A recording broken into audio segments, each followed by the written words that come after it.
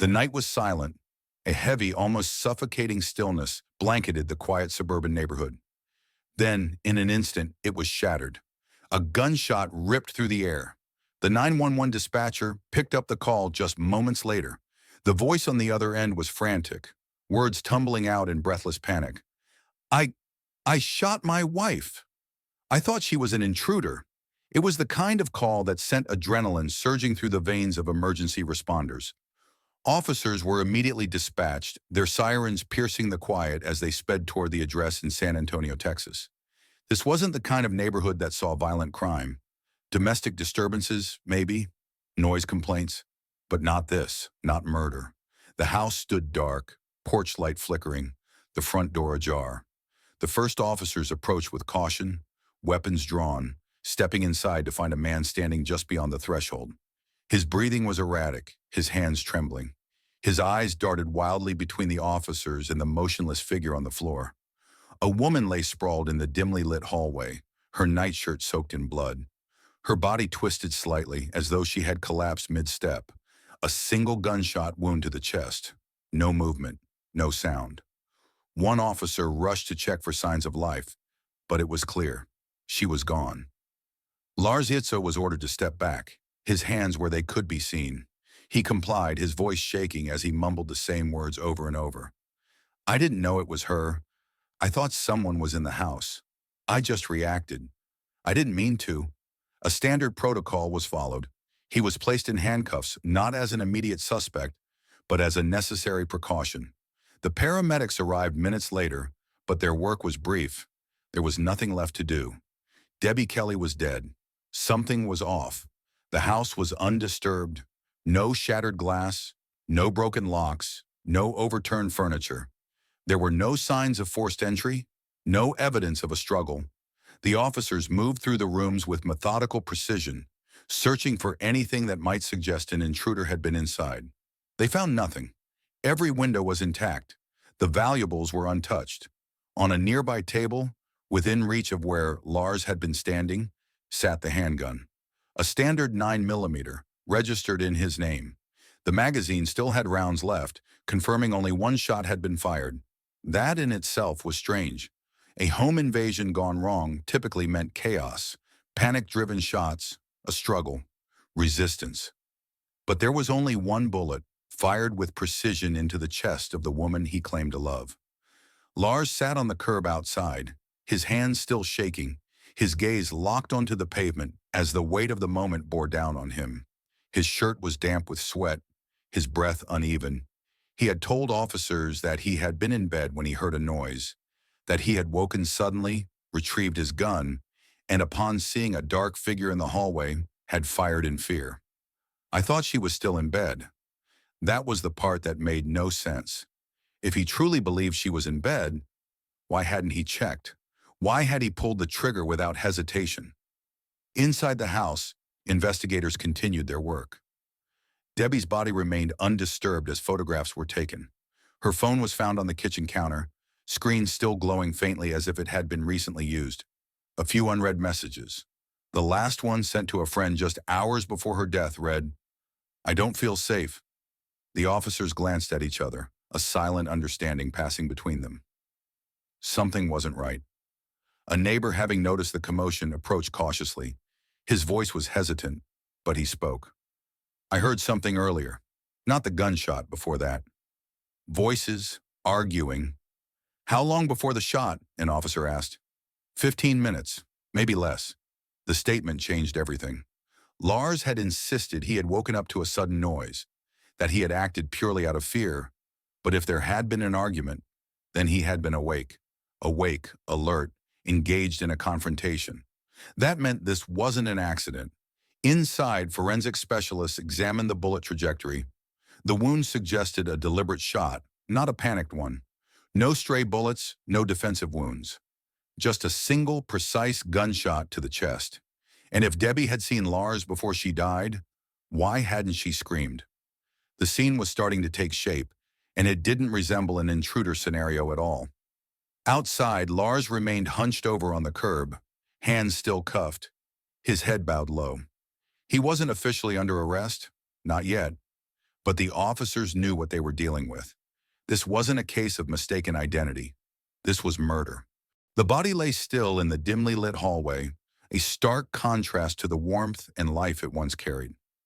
Debbie Kelly was no longer just a name, no longer just a person with a past and a future. She was now evidence, a victim, a statistic in a growing list of those who had met an untimely end within the walls of their own home. But she was more than that. The investigators didn't just see a body, they saw a story, one written in the way she had fallen, in the angle of the gunshot wound, in the small details scattered around the house that would soon become pivotal pieces in unraveling the truth. Her hands bore no signs of self-defense, no bruises, no struggle. The single bullet that tore through her chest was precise, deliberate. The room was undisturbed.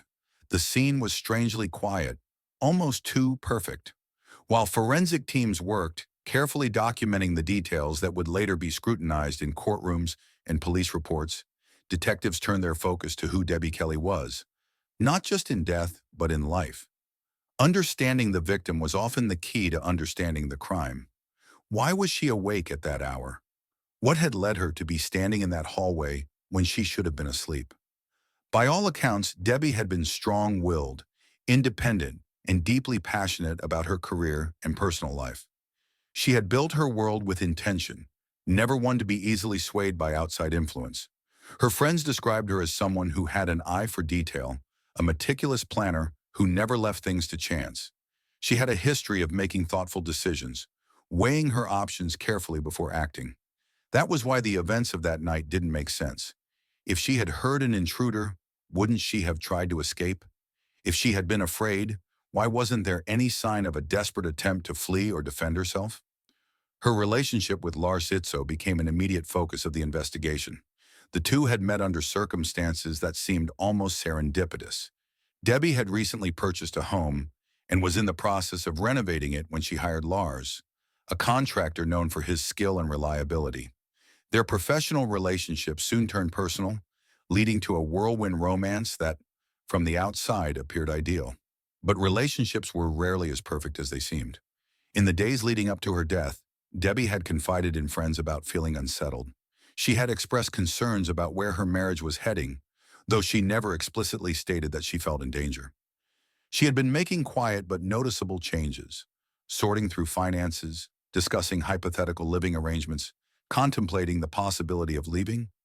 That more than anything made investigators take a closer look at her final days. Her phone, which had been left on the kitchen counter, contained messages that hinted at unrest. A text to a close friend, sent just hours before her death, read, "I don't know what to do anymore. I feel like I'm being watched even in my own home." It wasn't a direct accusation. It wasn't a desperate plea for help, but it was enough. Enough to suggest that whatever had been happening behind closed doors was far more complicated than a simple misunderstanding in the dark. Detectives worked methodically, piecing together a timeline of her last hours. She had spent the previous evening at home. No visitors, no unusual calls. Surveillance footage from the neighboring house showed that she had stepped outside at one point, standing in her driveway as if contemplating something. Then she had gone back inside. She never came back out.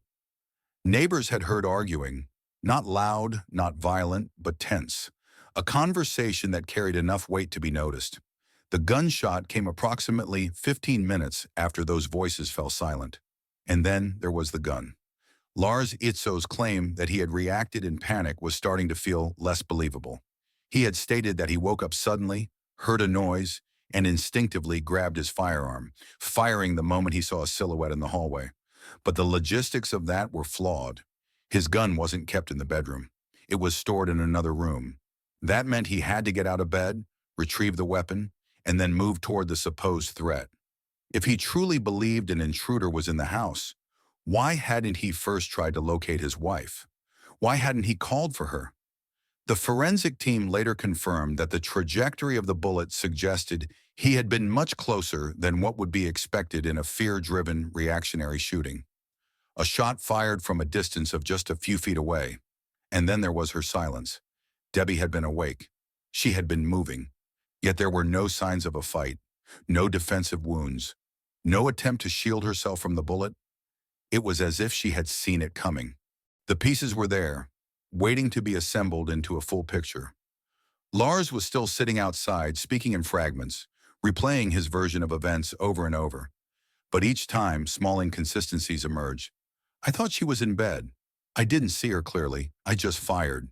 Detectives weren't ready to charge him yet, but one thing was clear. This wasn't adding up. The house, now a crime scene, stood eerily silent under the flashing red and blue lights that reflected off its windows. Investigators moved with quiet efficiency, marking evidence, capturing photographs, and making precise notes. The air inside was thick with the sterile smell of latex gloves and the faint metallic tang of blood that had settled into the fibers of the carpet. This wasn't just a home anymore. It was a puzzle, and every detail, every misplaced object, every smudge, every fiber had the potential to reveal what had truly happened in those final moments before the gun was fired. From the very first sweep of the house, something felt off. The supposed home invasion theory that had been suggested in the initial 911 call was quickly losing ground. There was no sign of forced entry, no broken locks, no footprints leading in or out of the house. Nothing was stolen. The usual chaos that accompanied a burglary gone wrong was nowhere to be found. Instead, what the investigators saw was an environment that had remained completely intact, as though nothing out of the ordinary had happened.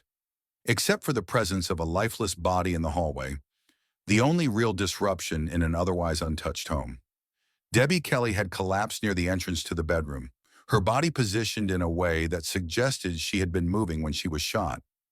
The blood pattern indicated she had fallen almost immediately, her weight dropping heavily onto the floor without any further movement.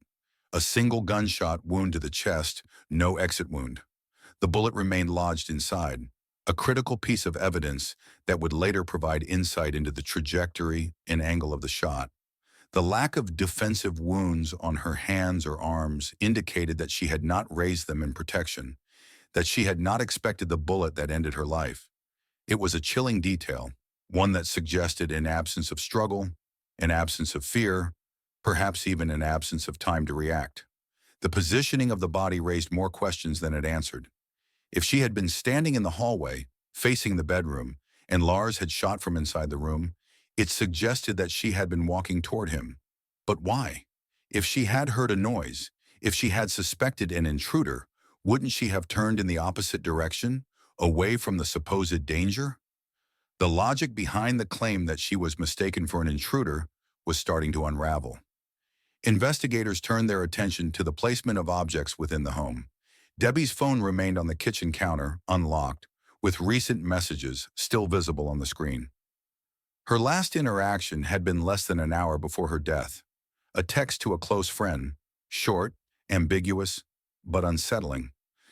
I feel like something is off. The gun, a standard 9mm handgun registered to Lars Itzo, was recovered from a nearby table, still warm when the first responders arrived. Only one shot had been fired. That in itself was unusual. In most cases, where a homeowner fired at an intruder in fear, there was more than one shot, a reflexive reaction to panic, an attempt to neutralize an unknown threat. A single controlled shot suggested intent, not impulse. Detectives began reconstructing the timeline of events, piecing together the moments leading up to the gunshot. According to Lars, he had been asleep and was startled awake by a noise. He grabbed his gun, saw a figure in the hallway, and fired instinctively. But that version of events had inconsistencies. If he had truly been in a state of panic, if he had acted purely on fear, why was the gun so precisely aimed? Why was it a direct shot to the chest, rather than the erratic, frantic firing that typically accompanied moments of blind terror? Even more troubling was the question of distance. Ballistics experts examined the stippling pattern, the powder burns left on the skin when a gun is fired at close range. The results were revealing. This hadn't been a shot fired from across the room. This had been a shot fired from mere feet away. Forensic analysts also took note of another oddity: the lack of gunpowder residue on Lars Itzo's hands. If he had fired the gun in a moment of panic, the residue should have been present. Yet his hands had already been cleaned by the time officers arrived. A small but critical detail. A person who had just mistakenly shot their wife would be in shock, disoriented, unable to process what had just occurred. But Lars had taken the time to wipe his hands. Outside, the air was thick with murmurs from neighbors who had gathered at a distance, whispering theories, sharing what little they had seen or heard. One neighbor in particular recalled hearing voices before the gunshot, muffled, tense, an argument unfolding in hushed tones. It hadn't been loud enough to catch every word, but the tension had been unmistakable. That alone poked yet another hole in Lars's story. If there had been an argument, then Lars had been awake before the gunshot. He hadn't been startled awake by an unknown noise. He had already been engaged in some kind of conflict with Debbie before she was killed. By the time the forensic team wrapped up their initial examination, the case was no longer just a tragedy. It was a mystery, and the answers were buried in the evidence. The positioning of the body, the ballistics report, the lack of forced entry, the residue-free hands, the text messages hinting at unease, it all pointed in one direction. Lars Itzo had not fired out of blind fear. This wasn't a mistake. This was something else entirely. The deeper the investigation went, the more it became clear. This was never just about a gunshot in the dark. It was about a life unraveling before it reached its breaking point. Debbie Kelly was no longer just a victim in a tragic accident. She was a woman with a story, a past that needed to be understood, and a future that had been violently cut short. The circumstances of her death demanded answers, but the truth could not be uncovered solely through forensic reports and ballistics analysis. The investigators needed to dig into the human side of the case, the emotions, the relationships, the conflicts that had simmered beneath the surface before exploding in the form of a single, fatal bullet.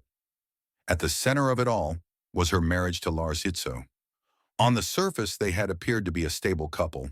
Friends and acquaintances described them as ordinary, no obvious signs of distress, no outwardly noticeable problems that would suggest something was deeply wrong. But appearances were deceptive. The more detectives spoke with those who had known Debbie and Lars personally, the more cracks in their seemingly perfect relationship began to emerge. The beginning of their story was like many others. They had met under normal circumstances, a client and a contractor, drawn together by chance and mutual attraction. Lars had been the one to renovate the house Debbie had purchased, and over the course of several months, their professional interactions turned into something more personal. He was reliable, competent, and had a quiet charm that Debbie found reassuring. She had been through a failed marriage before, and Lars seemed like someone who valued stability, someone she could trust. The two were married in a small ceremony, and for a while everything had been normal, comfortable even. But as the months turned into years, subtle changes began to surface. At first, they were small enough to dismiss. Disagreements over finances, different views on household responsibilities, the usual growing pains of two lives intertwining. But beneath the mundane disputes, there was something else, a sense of control that had started to tighten like a noose. Debbie, who had always been independent, found herself second-guessing decisions that she would have once made without hesitation. Friends noticed that she had become less available, gradually withdrawing from social gatherings, her responses to invitations often vague or last-minute. When she did show up, she seemed distracted, as if her mind was elsewhere. Some assumed it was just the natural ebb and flow of relationships. People change, schedules become tighter. But others sensed there was more to it. One of her closest friends, who had known her for years, later recalled a conversation that, in hindsight, carried the weight of unspoken fears. She told me she wasn't sure she had made the right decision, that things felt different, but she couldn't quite explain why. She wasn't scared exactly, but she was uneasy, like she had to be careful about what she said or did. It wasn't something she said outright, but you could feel it in the way she talked about him. This was around the time when Lars's behavior began to shift. He had always been calm, composed, never raising his voice in public. But behind closed doors, Debbie confided in a few people that he had become more controlling, more critical. He had opinions about everything, what she should wear, who she should spend time with, how she should handle her finances. It was never outright aggression, never anything that would leave a visible mark. It was more insidious than that. a slow erosion of autonomy, a gradual suffocation under the guise of concern. There were moments when she seemed ready to take action, to push back against the growing weight of the relationship. She had even mentioned briefly the idea of leaving, but something had always held her back. Maybe it was fear of confrontation, maybe it was the emotional investment of years spent together, or maybe deep down, she had known that leaving wouldn't be as simple as packing a bag and walking out the door. In the weeks leading up to her death, those closest to her noticed a shift in her behavior. She was more restless, more withdrawn. She was preparing for something, though she never fully explained what. A financial transaction raised further questions. Debbie had quietly moved a portion of her savings into a separate account, a move that seemed small on the surface, but spoke volumes when viewed in context. Was she preparing to start over? Was she making arrangements for an eventual departure? Even more telling was her decision to start looking at real estate listings again. She had looked at houses before, but these weren't just idle searches. They were focused, deliberate. She wasn't just browsing, she was planning. If Lars had become aware of any of this, the financial separation, the potential move, the emotional distance, what would that have meant for their already fragile relationship? It was becoming evident that Debbie's final days had been filled with silent steps toward independence, steps she may never have gotten the chance to complete. When detectives reviewed the text messages exchanged between Debbie and her closest friends, a pattern emerged. The conversations at first glance were normal, discussions about work, weekend plans, small talk. But woven between the lines were glimpses of something more ominous. I feel like I can't breathe in this house anymore. I just need to figure out the right time. I think I know what I need to do. I just don't know how. Each message seemed to build toward an inevitable conclusion. She had made up her mind. She was going to leave, but she never got the chance. Lars's version of events, the story of a husband startled awake by a noise in the middle of the night, acting purely on fear, was starting to collapse under the weight of evidence. It was no longer just the forensic inconsistencies that made it difficult to believe. It was the history, the emotional context, the hidden struggles that had been taking place long before the fatal shot was fired. Detectives weren't just looking at a crime scene anymore. They were looking at the remnants of a life that had been slipping away long before it was taken. And if Lars Itzo had been watching that life slip away, watching Debbie move toward a future without him, what would he have done to stop it? The walls of the interrogation room were intentionally bare. No windows, no distractions. Just a table, two chairs, and the low hum of the fluorescent lights that cast an unforgiving glow over the room. This was a space designed for discomfort, where truth was extracted not through force, but through the slow, methodical unraveling of lies. Lars Itzo sat with his hands resting on the table, his posture rigid, his eyes unfocused. He had been brought in for questioning, but not yet charged, at least not formally. His clothes were the same ones he had been wearing that night, disheveled, creased, stained with the weight of something irreversible. He had agreed to the interview without protest, perhaps believing that his cooperation would work in his favor. But the detectives across from him knew better. They had seen it before.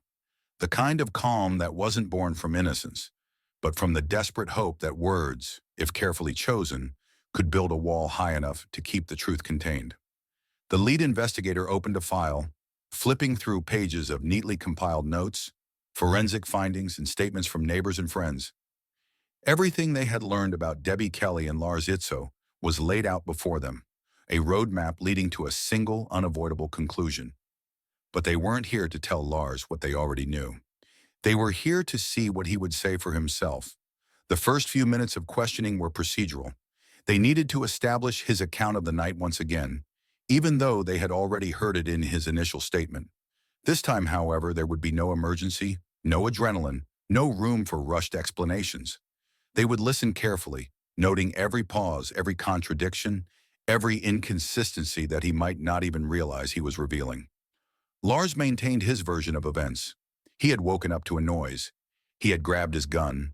He had seen a shadow in the hallway and fired without thinking. His voice was steady, his words carefully measured. But something about the way he spoke felt rehearsed, as if he had gone over the story in his mind one too many times. What? What he hadn't anticipated was how the investigators would dismantle his narrative, piece by piece, detail by detail, until the cracks became too wide to ignore. They started with the forensic evidence. The angle of the gunshot suggested that Debbie had been facing him when she was shot, not turned away, not moving toward an unknown intruder. She had been standing in a position that indicated recognition, not fear. If she had been startled by an intruder, her body language should have reflected that. A defensive stance, an attempt to escape, anything but the stillness that forensic analysts had determined she displayed in her final moments. Lars hesitated for the first time. He adjusted in his chair, shifting his weight, but didn't say anything. He didn't have an explanation, at least not one that aligned with what he had originally claimed. Then came the lack of forced entry. If there had been a break-in, the signs would have been there. Broken locks, tampered windows, stolen possessions, none of those things had been found. The house was undisturbed except for the presence of a woman who had been killed in a space she should have felt safe in. Lars didn't respond right away. Instead, he ran a hand through his hair, exhaling sharply, as if the weight of the conversation was finally beginning to settle on his shoulders. Then the detectives moved to the timeline. They had spoken to the neighbors. They knew about the argument. It wasn't just a theory, it was a verified fact. Lars and Debbie had been heard arguing just minutes before the gunshot. That completely dismantled his claim that he had been startled awake by an unknown noise. If Lars had been awake, if he had already been engaged in a conversation or a confrontation with Debbie, then everything he had set up to this point was built in a lie. The silence stretched between them, thick and unyielding. One of the detectives leaned forward slightly, voice low, calculated. Lars, we know there was an argument. We know you were awake. We know she wasn't an intruder. So tell us, what really happened? There it was. The moment of confrontation, the turning point where Lars had to decide whether to double down on his deception or start revealing slivers of the truth. But instead of answering, Lars simply looked down at his hands, his jaw tightening. It was the kind of reaction that seasoned investigators recognized instantly. Not the panic of an innocent man wrongly accused, but the tension of someone who had run out of ways to explain the unexplainable. They let the silence linger, allowing him to sit in it, to feel the weight of the reality that was closing in around him. Lars swallowed, blinking rapidly. His fingers tapped against the tabletop in an uneven rhythm. The detectives knew he was unraveling. It was only a matter of time. The interrogation room remained oppressively silent, a deliberate pause in the battle of wills between Lars Itzo and the detectives seated across from him. Time was a weapon in this room, wielded with calculated patience. Every second that passed without an answer forced Lars deeper into the walls of his own mind, where the weight of the situation pressed down heavier than the cold metal chair beneath him. The air was thick with unspoken truths. The investigators had laid their cards on the table, the forensic inconsistencies, the shattered alibi, the damning evidence suggesting premeditation rather than panic. But they knew better than to push too hard, too fast. A confession wasn't always about demanding the truth. Sometimes it was about letting the suspect feel just how little room was left for lies. Lars shifted in his seat again, a subtle movement but telling. The silence was suffocating him. His eyes flicked to the observation mirror on the wall, as if searching for some unseen ally behind the glass. Someone who might step in and tell him what to do, what to say. But no one was coming to save him. The detectives let him sit in it for a few moments longer before one of them finally leaned forward, breaking the oppressive quiet. You know, Lars, silence can be its own confession. It was a simple statement, delivered without hostility, but it carried weight. Lars exhaled sharply through his nose, his fingers tightening into fists for a brief second before relaxing again. He wanted to speak, that much was clear. His body language betrayed the war waging inside his head. He wanted to deny, to defend, but he also understood that every word he spoke now was another step toward the inevitable. The detectives let the moment stretch again, watching him carefully. This wasn't just about hearing his words. It was about studying how he reacted to them. They pressed further. Help us understand what happened, Lars. If this was really just a mistake, then explain it to us. Because right now, nothing about this looks like an accident. His jaw clenched. He looked away, blinking hard. Lies were easy to tell when they weren't being dissected under a microscope. The problem with deception was that it required consistency. The version of events Lars had given in the immediate aftermath of the shooting had already begun to unravel under the weight of forensic science and witness statements. If he had truly believed Debbie was an intruder, why hadn't he checked for her first? Why hadn't he shouted a warning before firing? Why had he aimed directly at her chest, the most lethal target possible, rather than firing a warning shot or aiming at a less fatal area? The detectives could feel the tension rising in the room. The walls were closing in. But Lars wasn't ready to give in. Not yet. Instead, he exhaled slowly, then repeated the same version of events he had given before. The same rigid, structured words. The same insistence that he had woken up, heard a noise, seen a figure in the dark, and reacted instinctively. Only now the words felt empty. Detectives exchanged a glance. This wasn't unexpected. Most suspects in high-profile cases didn't break in the first round of questioning. But they didn't need him to confess yet. They just needed to show him how much trouble he was really in. So they started taking apart his statement, step by step. First, they walked him through the forensic evidence again. The gunshot trajectory, the absence of defensive wounds, the fact that Debbie's body suggested no signs of movement or struggle before she was shot. Then they introduced the fact that she had been planning to leave, that her phone contained messages discussing a fresh start, that she had been moving money into a separate account. They told him about the neighbors who had heard the argument, about the way Debbie had sounded uneasy in the days leading up to her death. Every word was another crack in the foundation of his story. Lars inhaled slowly, pressing his lips together in a tight line. The thing about interrogations was that they weren't just about what was said. They were about what was left unsaid. His silence now meant more than anything he could have spoken. Because for the first time, he wasn't denying that they had argued. He wasn't denying that she had been unhappy. And that was the first step toward the truth. A long silence stretched between them, the weight of the evidence pressing down on the room. Finally, Lars did something unexpected. He let out a slow, exhausted breath. Then he said, "I never wanted this to happen." The detectives stilled. It wasn't an admission. Not exactly. But it was the closest thing to one they had gotten so far. And now they just had to push him the rest of the way. The air inside the interrogation room had shifted. It was subtle, but the detectives could feel it. The slow, inevitable unraveling of a man who had spent days convincing himself that he could hold his story together. But there were limits to how long someone could withstand pressure before cracks formed. And Lars Itzo was beginning to crack. His body language had changed. He no longer held himself with the same rigid posture, no longer maintained the same forced confidence that had carried him through the first hours of questioning. His shoulders slumped slightly now, his hands occasionally clenching, then relaxing. He was exhausted, and exhaustion could be just as dangerous as fear. The detectives knew this wasn't a battle of brute force. It wasn't about cornering him until he lashed out with a full confession. It was a slow erosion, a gradual breakdown of his ability to keep pretending that his story made sense. They had laid everything out in front of him, the forensic inconsistencies, the witness statements, the financial records that suggested Debbie Kelly had been planning to leave him. But Lars had remained silent, processing it all, staring at the tabletop as if the answers might materialize in the wood grain if he just focused hard enough. Then he had made that single loaded statement. "I never wanted this to happen." It wasn't an admission, not in a legal sense, but it was a shift, and in interrogation, shifts were everything. The detectives had seen it before. A suspect who spent hours denying, deflecting, then suddenly dropped their guard, even if only for a moment. That moment could change everything. The room remained still. The lead investigator let Lars sit with his own words. Let him feel the weight of them before pressing forward. They didn't need to ask if he wanted to clarify. He would.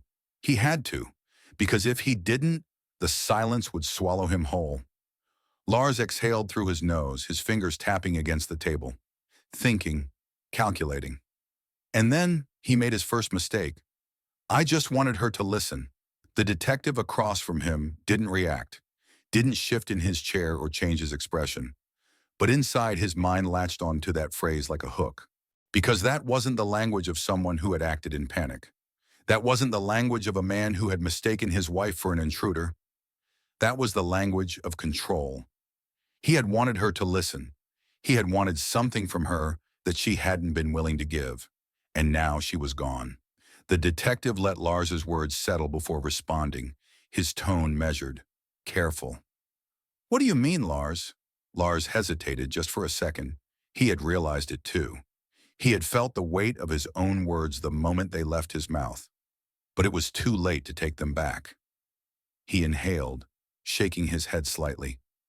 "I mean, she wasn't listening. She wouldn't—" He stopped himself, but that pause was everything. Because now, there was no denying it. There had been an argument. He had been awake. She had been conscious. And he had wanted something from her that she wasn't willing to give. The detectives let the silence stretch again, long enough for Lars to feel the cold realization creeping in. His mind was racing. He had spent so much energy maintaining his lie, keeping his story simple, controlled, unshakable. But the moment he had allowed himself to slip, even slightly, the truth had started bleeding through the cracks. Now there was no turning back, because his version of events no longer made sense. He had claimed that he had been asleep, that he had woken up to a noise, that he had fired in blind panic. But now he had admitted, whether he meant to or not, that there had been a conversation, that he had been trying to make her listen. The forensic evidence had already told them that Debbie had been standing still when she was shot, that she hadn't been fleeing, that she hadn't been lunging toward him or an intruder. But now they understood why. Because she had been talking to him. Because this hadn't been a moment of panic. It had been a moment of confrontation. And Lars Itzo had pulled the trigger. The detective leaned forward slightly, voice calm but pointed. "Lars, were you holding the gun when you were arguing?" Lars blinked. His breathing hitched slightly, a tiny shift that only someone trained to recognize deception would notice. His mind was scrambling for the right answer. He couldn't say no, because if he denied it, they would remind him that the gun wasn't kept in the bedroom, that he had to have retrieved it before the shooting. And he couldn't say yes because, if he did, then he had just admitted to pointing a loaded weapon at his wife during an argument, which meant it wasn't self-defense, it wasn't a mistake, it was a choice. Lars inhaled sharply, shaking his head. I didn't mean, but intent didn't matter anymore. The evidence had already spoken, and Lars Itzo was out of places to hide. The walls had finally closed in around Lars Itzo. For hours he had fought to maintain his carefully crafted narrative. A man startled awake, reacting in fear, making an irreversible mistake. But the cracks had formed, and with each forensic revelation, each contradiction exposed, the foundation of his story crumbled. He was no longer a grieving husband caught in an unthinkable tragedy. He was the sole person responsible for the death of Debbie Kelly, and everyone in that room knew it. The interrogation room had long since transformed from a place of questioning to a pressure chamber, squeezing out the last remnants of Lars's resistance. He had run out of logical explanations, out of defensive postures, out of the desperate insistence that he had simply been afraid. Then there had been his slip-up, the moment he admitted that he just wanted her to listen. It was a phrase that couldn't be undone, a verbal crack in his once solid wall of denial. The detectives had pounced on it, allowing the silence to suffocate him before pressing forward. They reminded him of the evidence. Debbie had been standing still when she was shot. The bullet trajectory indicated a deliberate, close-range shot, not a reactionary, panicked one. Her body showed no defensive wounds, no indication that she had lunged at him, no attempt to shield herself. There was no sign of forced entry, no missing valuables, no footprints, no evidence of any intruder. And most damning of all, there was proof that Debbie had been planning to leave him. With every revelation, Lars's silence grew heavier. His breathing had shifted, his once confident posture had shrunk into something smaller, more defeated. He knew he was out of options. Finally, the confession came, not as a bold admission, but as a broken murmur. "I didn't mean for it to happen." That phrase again. the same vague, emotionally loaded attempt to lessen his guilt, to frame himself as a man caught in the moment rather than the executioner of a deliberate act. But the detectives weren't letting him off the hook that easily. "Then tell us what did happen, Lars." And so he did. The words came in staggered, halting fragments, as if saying them out loud forced him to relive the night in real time. Debbie had told him that she was leaving him. She had been clear, not uncertain, not emotional, resolute. And Lars, who had always seen himself as the one in control, felt that control slipping through his fingers. They had argued, their voices low but tense. She had turned to walk away, and in that moment, Lars had reached for the gun. He had called her name. She had turned around. And then he pulled the trigger. There was no intruder, no moment of panic, no justified mistake. Just a man who had decided that if Debbie Kelly was leaving, it would only be on his terms. The courtroom was packed. Reporters lined the gallery, notebooks open, cameras flashing as Lars Itzo was led to his seat.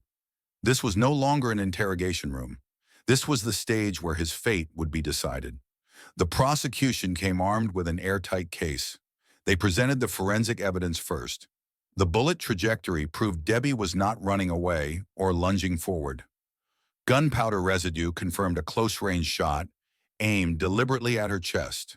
The lack of defensive wounds indicated Debbie had not fought back, because she never saw the attack coming. Then the prosecution shifted the focus to motive. Debbie had been planning to leave. She had moved her finances, looking at new homes, confiding in friends that she was afraid. Lars knew, and rather than let her go, he made sure she never would. The most haunting moment came when the prosecution played Debbie's final messages aloud. "I feel like I can't breathe in this house anymore. I just need to figure out the right time. I think I know what I need to do. I just don't know how." The words hung in the air, each sentence a chilling echo of a woman who had been ready to escape, only to be stopped permanently. Lars's defense attorney faced an uphill battle. The strategy was clear: avoid a first-degree murder conviction, paint Lars as an emotionally unstable man who acted in the heat of the moment, argue for manslaughter rather than premeditated homicide. They claimed that Lars never planned to kill Debbie, that he had simply lost control during the argument. They pointed to his clean criminal record, his history of stability, his initial cooperation with police, anything to humanize him in the eyes of the jury. But it wasn't enough. The prosecution hammered home the crucial fact. Lars had retrieved the gun before the shooting. That single action proved intent. If it was a crime of passion, why had he gone for the gun? If he had simply lost control, why hadn't he fired in the heat of the argument? Instead, he had taken the time to get the weapon, aim, and pull the trigger. That wasn't impulse. That was a choice. The jury deliberated for less than 5 hours, a remarkably short amount of time for a case of this magnitude. The evidence had been too damning, the confession too clear, the motive too undeniable. When they returned, the room held its breath. The foreperson stood. "We, the jury, find the defendant, Lars Itzo, guilty of manslaughter, not first-degree murder, but 15 years in prison." For Debbie's family, the verdict was bittersweet. Lars was going to prison, but was it truly justice? 15 years for taking away an entire lifetime. Some called it a failure of the system. Others called it the best they could hope for. But one thing was certain. Debbie Kelly had tried to escape, and Lars Itzo had made sure she never did. And for that, he would spend the rest of his days in a prison of his own making. The courtroom had emptied. The reporters had packed up their cameras, the attorneys had closed their case files, and the jury had returned to their normal lives. But for those truly affected by this case, the family of Debbie Kelly, the people who had loved her, the ones who had tried to help her before it was too late, there was no walking away. The verdict had been read. Lars Itzo had been found guilty of manslaughter and sentenced to 15 years in prison. For many, it wasn't enough. Debbie Kelly had lost her entire life. Every future moment stolen, every dream extinguished in an instant. And yet her killer would eventually walk free, allowed to rebuild some version of his existence when his sentence was over. It felt unbalanced, unjust, a legal decision that failed to account for the depth of the loss. Her family sat in the quiet of their home, staring at the news reports covering the case, listening to legal analysts discuss the sentencing. But the discussions about whether or not Lars Itzo should have received a harsher punishment meant nothing to them. No amount of time behind bars would bring Debbie back. No ruling, no conviction, no legal consequence would ever undo what had been done. What haunted them most was how close she had been to escaping. Debbie had been planning her way out, moving money, looking at homes, telling her friends that she was ready. She had been so close to freedom, so close. And yet, one final conversation with Lars had been enough to end her life. The family was left with the painful question that so many survivors of domestic violence must live with. Could they have done more? Should they have pushed harder when she hinted at her fears? Should they have intervened sooner? Should they have demanded she leave before she was ready? Of course, they knew the truth. Debbie had made her own choices. She had been smart, careful, aware of the risks. She hadn't ignored the warning signs. She had recognized them and taken steps to protect herself. But the sad reality of cases like hers was that sometimes, even the most careful plans come too late. She had been trying to break free, and Lars Itzo had made sure she never did. For Lars, the first few months in prison were a disorienting blur. Gone were the carefully controlled spaces of his life, the home he had built, the illusion of authority he had once held over Debbie. Now he lived within the confines of a cell, barely large enough to stretch his arms out in. The routines of prison life took hold quickly. The early wake-ups, the structure, the absence of autonomy. He had convinced himself in the days following his sentencing that 15 years wasn't so bad, that he could survive it, outlast it, that one day he would walk free again.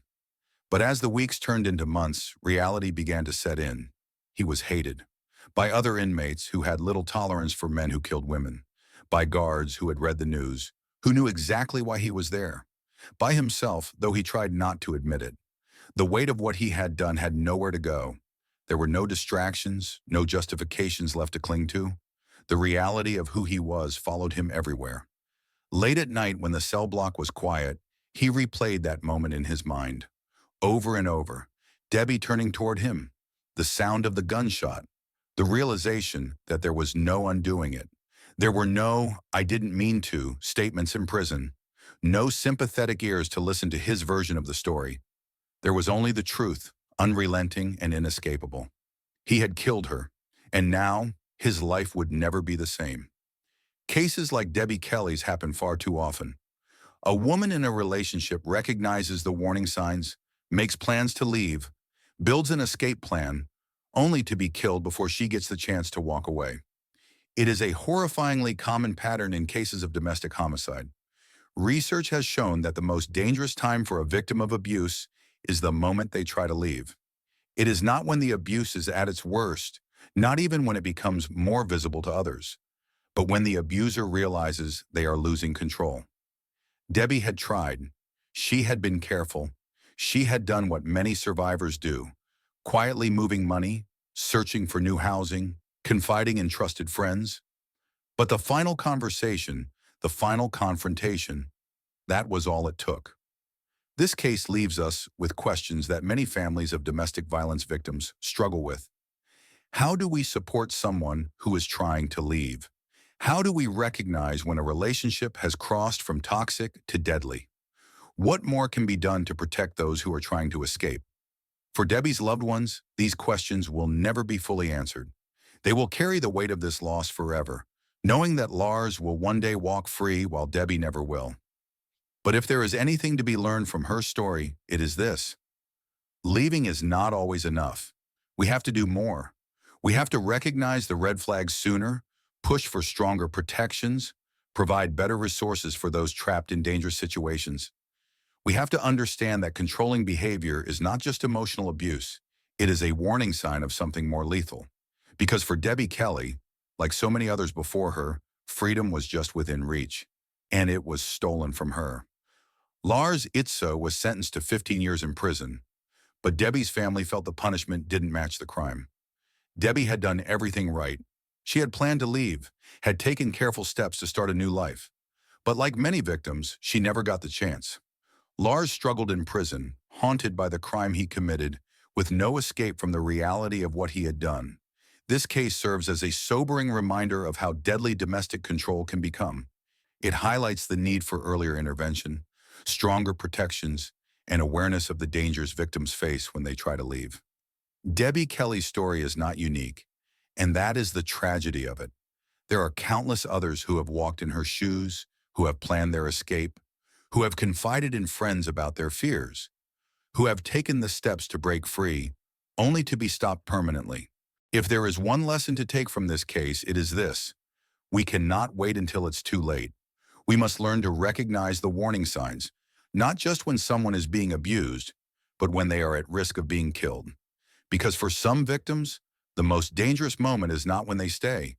It is when they finally try to leave. And if we don't act sooner, we may be left asking the same painful questions that Debbie's family asks every single day. What more could we have done? Thank you for watching our video. Please subscribe, follow us, and leave a comment. It truly helps us keep bringing you gripping and thought-provoking true crime stories.